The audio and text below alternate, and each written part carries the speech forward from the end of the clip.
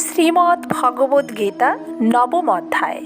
শ্রী ভগবান অর্জুনকে বলেছেন, শাস্ত্রীয় ক্রিয়াকর্ম, শারীরিক ক্রিয়াকর্ম, সামাজিক ক্রিয়াকর্ম এবং পারমার্থিক ক্রিয়াকর্ম প্রভৃতি সহ তোমার যাবতীয় ক্রিয়াকর্ম তুমি আমাতে সমর্পণ করো এবং সকল ক্রিয়াকর্মের সাথে সাথে তুমি নিজেকেও আমাতে সমর্পণ করো।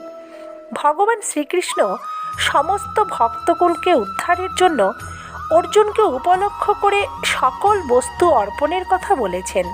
ভক্ত অতি সামান্যই ভগবানকে অর্পণ করতে পারেন, বিনিময়ে ভগবান নিজেকেই বিলিয়ে দেন ভক্তের কাছে। নিজেকে সহ সমস্ত বিষয়বস্তু ভগবানকে অর্পণ করতে পারলে সকল কামনা, আসক্তি ও অহংকার দূর হয়ে যাবে। আমি এবং আমার এই ভাবটিও চলে যাবে।